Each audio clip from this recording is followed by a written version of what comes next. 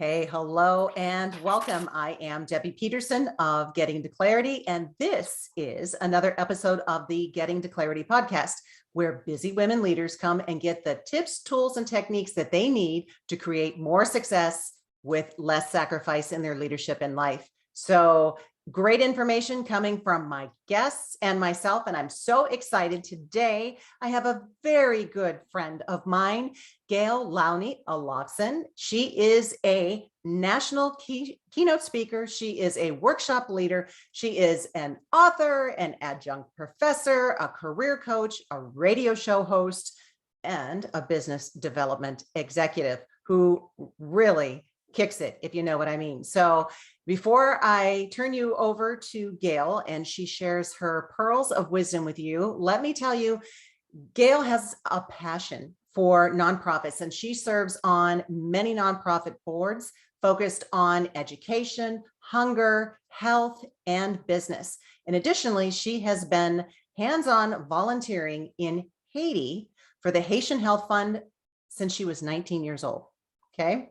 She is a member of NSA, the National Speakers Association, and of NSA New England. That is her home chapter. And she lives in Newport, Rhode Island with her husband and her son. Gail's book, Your Someday Is Now, What Are You Waiting For? Love that title. There we go. Is in its second printing, and it has raised over $44,000 for nonprofit organizations. So you can visit Gail Alofsin or gailspeaks.com for more information about Gail, her programming, her book, and everything that is just fabulous, of which there is so much about Gail. So Gail, welcome to the show. I'm so happy to have you here with me today. When I turned on the Zoom screen and just saw your smile on your face and your positive energy, it just warms my heart. I'm so happy to be here with you as well. Well, Gail and I get together and we gush on each other repeatedly, regularly, because you know what? You need that. You need people who get you, right? Absolutely. So Gail, I'm going to start where I always start. And if you would just share a little bit about yourself and what is your background, a bit about your background that got you to where you are today. I love that question. And as I share with my students and coaching clients, there's no magic wand. We don't suddenly become someone or something overnight. The preparations are in a life, the preparations are over a lifetime. So I've loved every adventure along the journey, even the hard knocks.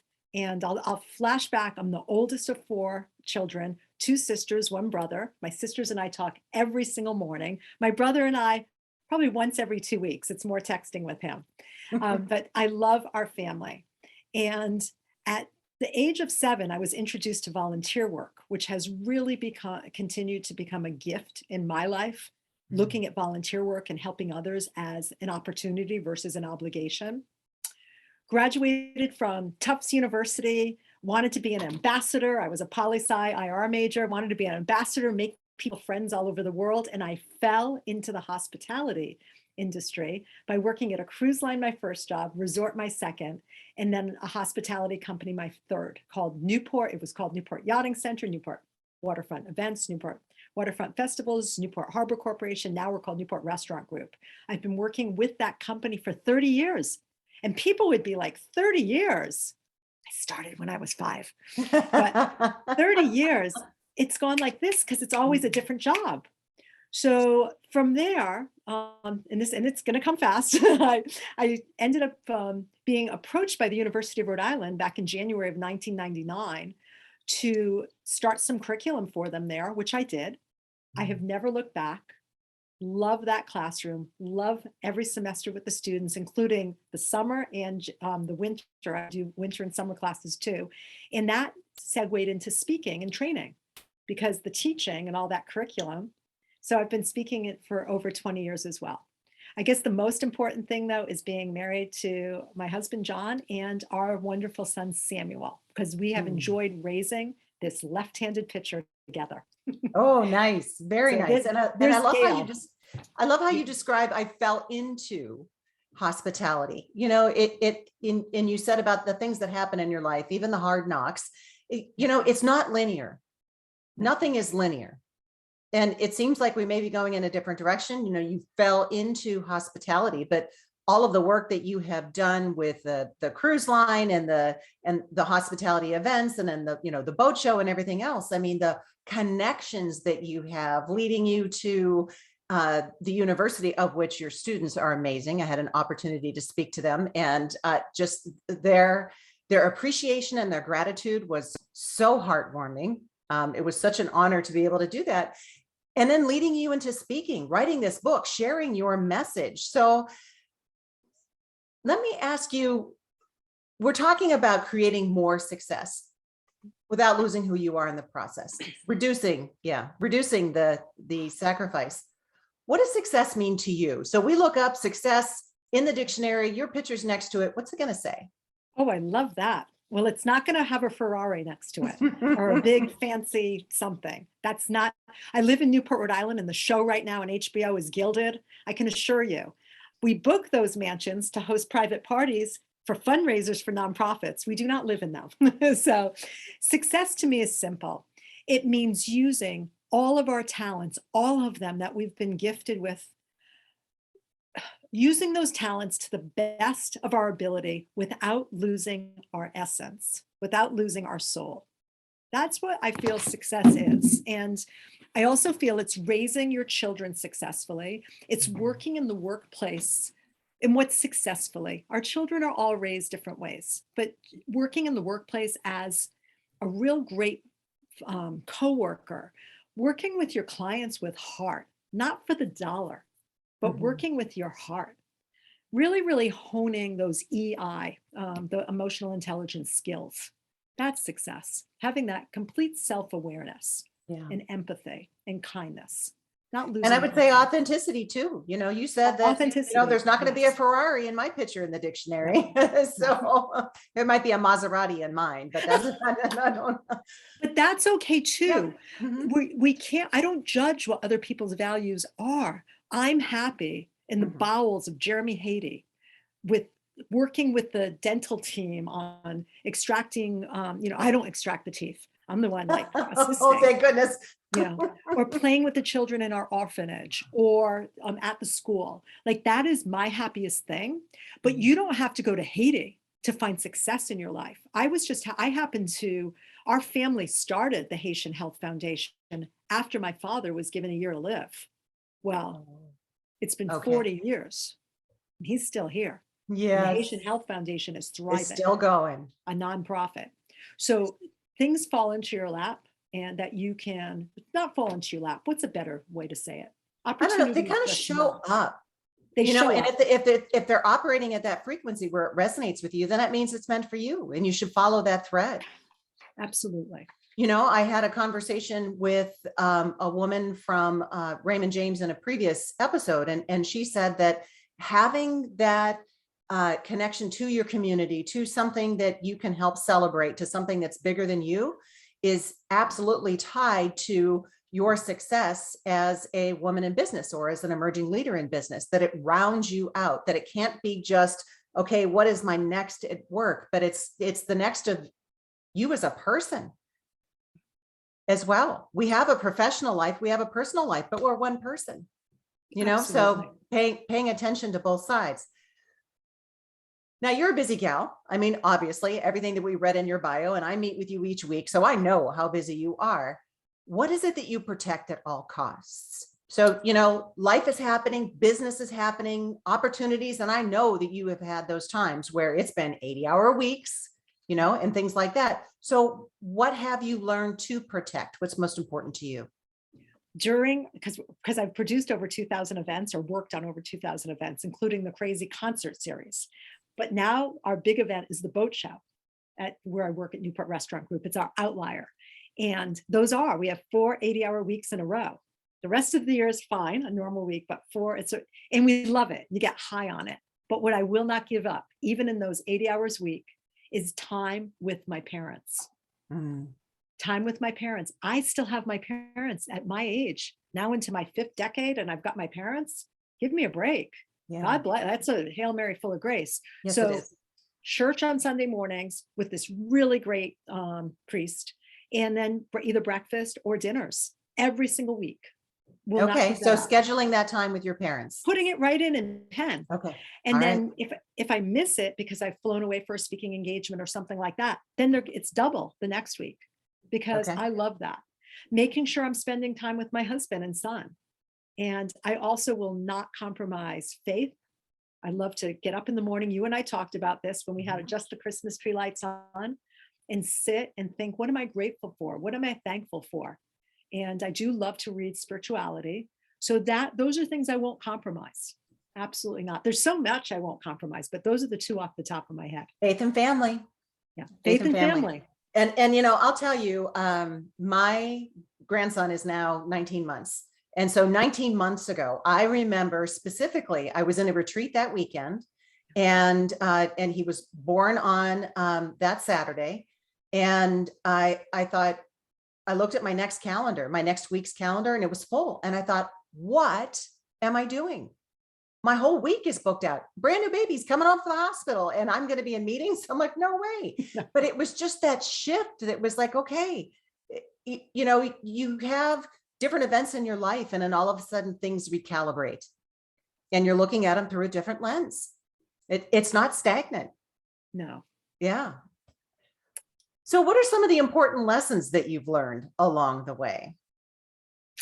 I would think one of share. my biggest lessons, and it was really cemented in 2016, was the concept of get to versus have to. It's one of my number one selling presentations. It's called The Power of Positivity, Get to versus Have to. But when we change our vernacular and our cadence from, oh, I have to go to that meeting.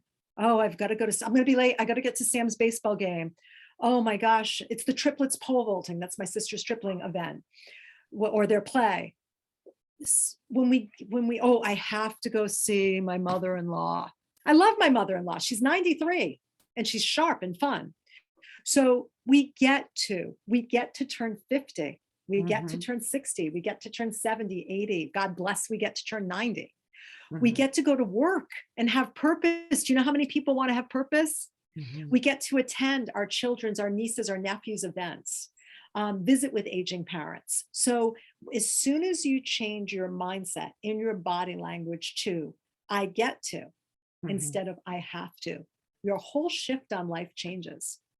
How can you flip it to the other side? So before we got on the show together, I was sharing with Gail a text, and it was, more or less around family and get to and have to. So, I've got a family member who is struggling with some things, and I'm going to go home and support the family. And, her first thought was, you're doing this for me, and kind of like, I hate that you're doing this for me. And I'm like, no, we're family.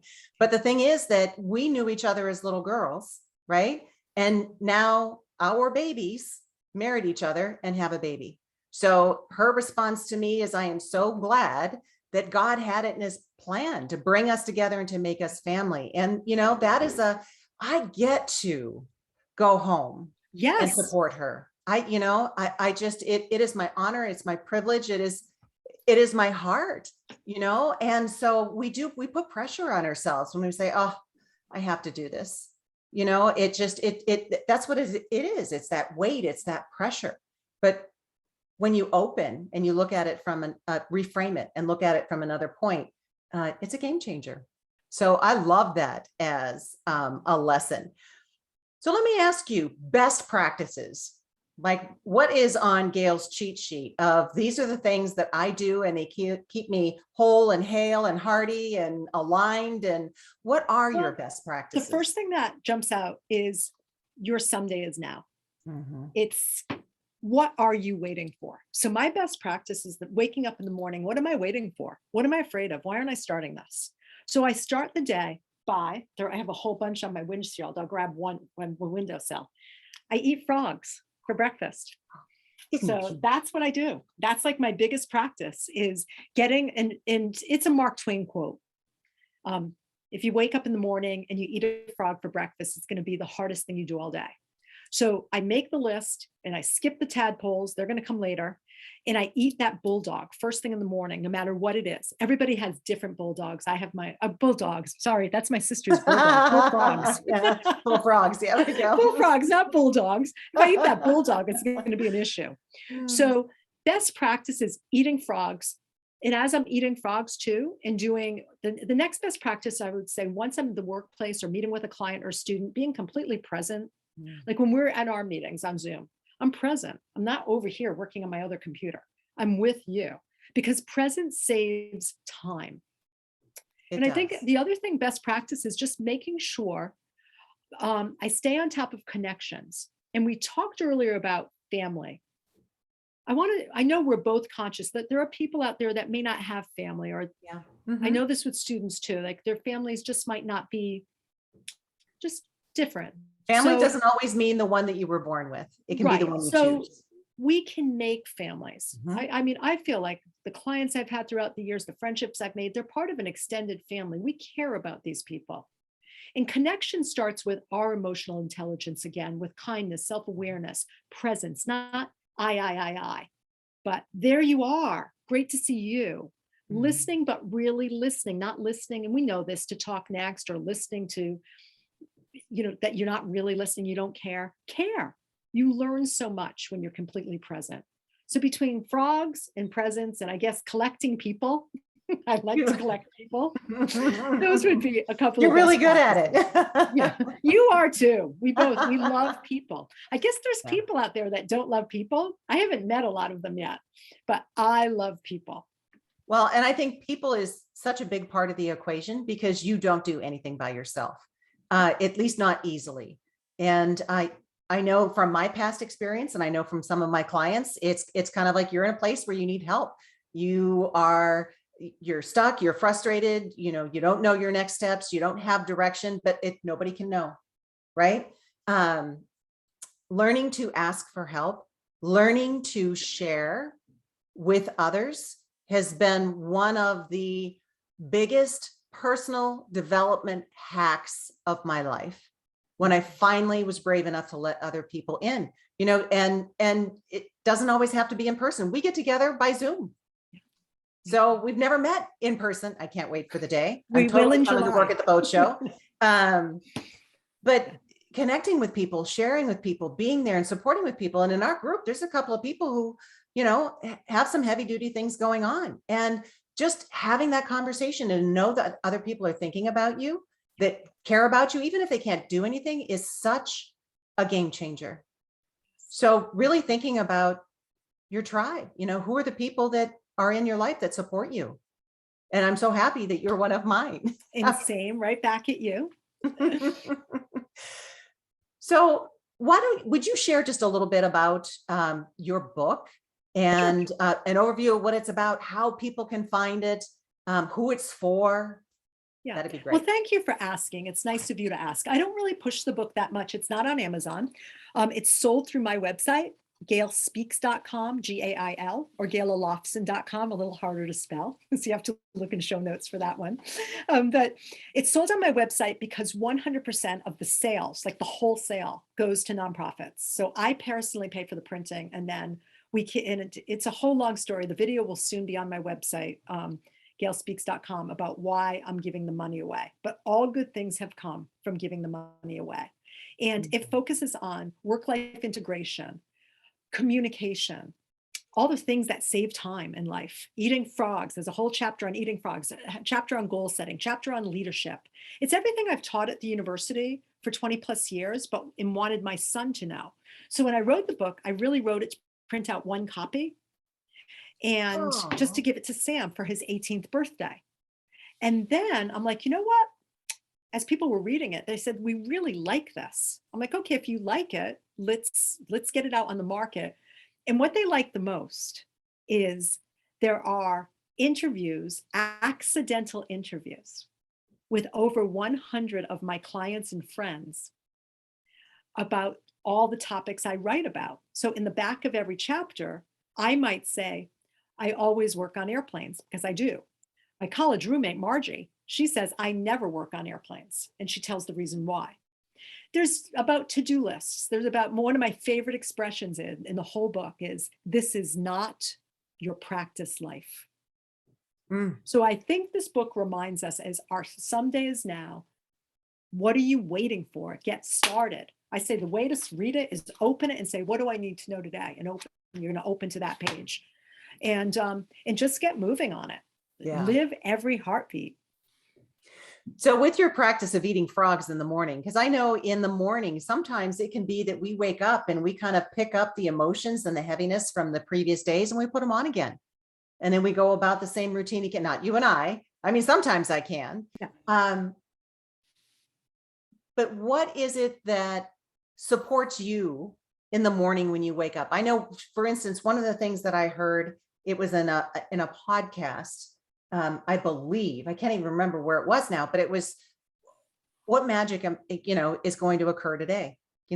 What could possibly, having that attitude of curiosity about what magic could occur today, something I hadn't even anticipated. And it's a slight reframe to get you out of whatever it is that's weighing on your heart and oriented in the right direction. Do you have anything that supports you in getting up and staying positive? And yeah, well, I'm lying in bed when I first wake up, and I've never shared this before, but I'll share it. I have my rosary beads, and if I don't have them, I'm on my fingers, and I pray for everyone on the prayer list. The last prayers I've been doing this past month for some reason, and probably because my Aunt Joan died of depression in this month 11 years ago, is I'm praying for everybody who's died of depression, who took their lives. And I don't like that I have two hands of that. Like, I wish I didn't know all these people and I'm praying for them. And then I lie there and I think how grateful I am that I can still see this morning. I know this sounds like, oh, she doesn't really do this, but I do. I lie there and I pray for other people. Your relatives going on my prayer list. The women I was with this morning, all our intentions. I'm grateful that my cousin who just passed away Monday is going on yours. So it's just, I lie there and pray. And then I lie there and think about everything I have, including, again, that I can see, that I can feel, that I can step out of bed, that the water goes on in the bathroom. It doesn't go on in Haiti in the bathroom. There is no running water, that there's a things that toilet. we take for granted. Yeah, I'm not sleeping on a dirty mattress, like a straw mattress. I'm not sleeping on a floor. I don't have spiders all over my room that at least I can see. I'm just so fortunate. I really wake up with joy in my heart. And then I walk in my bathroom, and on against the wall are quotes that my students, like some of them hand painted for me, or just nice things. So one of my favorites is, the joy is in the journey. So I look at that every morning. And then another one is a quote on gratitude that I should know by heart, but I don't want to butcher it. And so I look at that and then I physically go like this.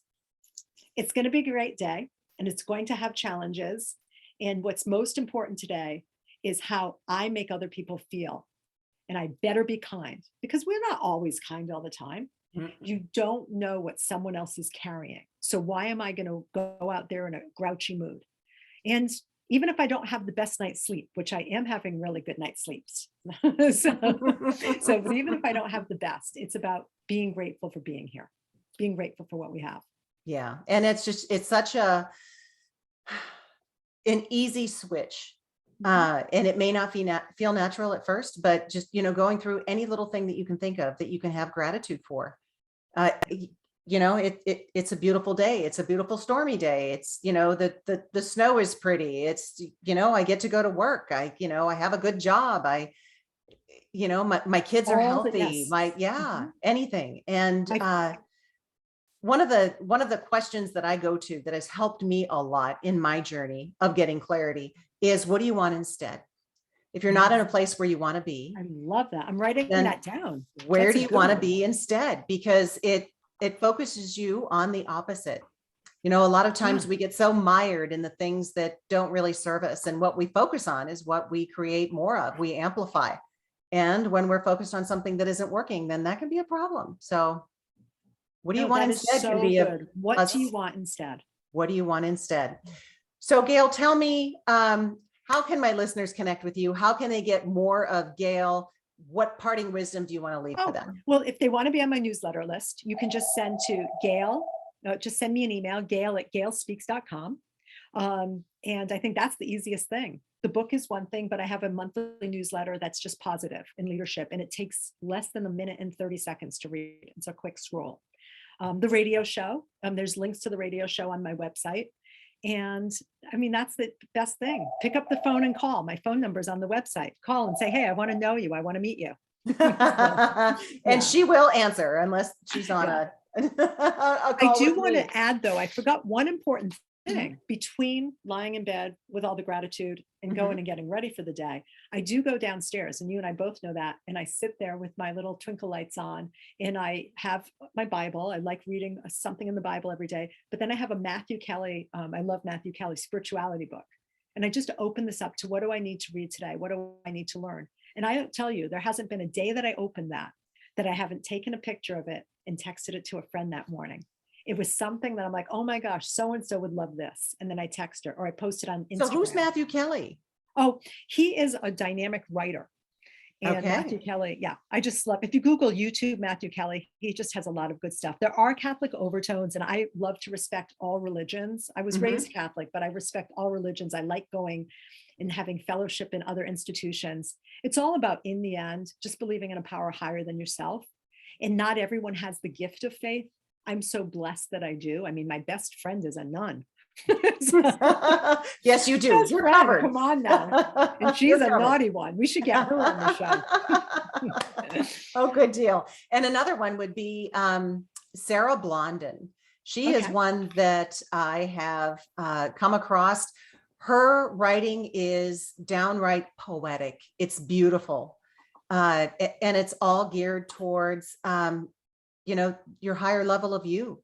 And, whether you're encountering anger or disappointment or sadness or despair, change, anything, she speaks on so many of those topics that we bump up against. And she is so eloquent.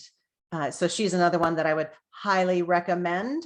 And so with that, Gail, thank you so much for being here today. Thank you for having me. I appreciate it. And I'll see you next Thursday. All right. That sounds good. Check Gail out. And I appreciate each of you tuning in today. And until the next time, here is wishing you all the clarity that you deserve. Take care and bye-bye for now.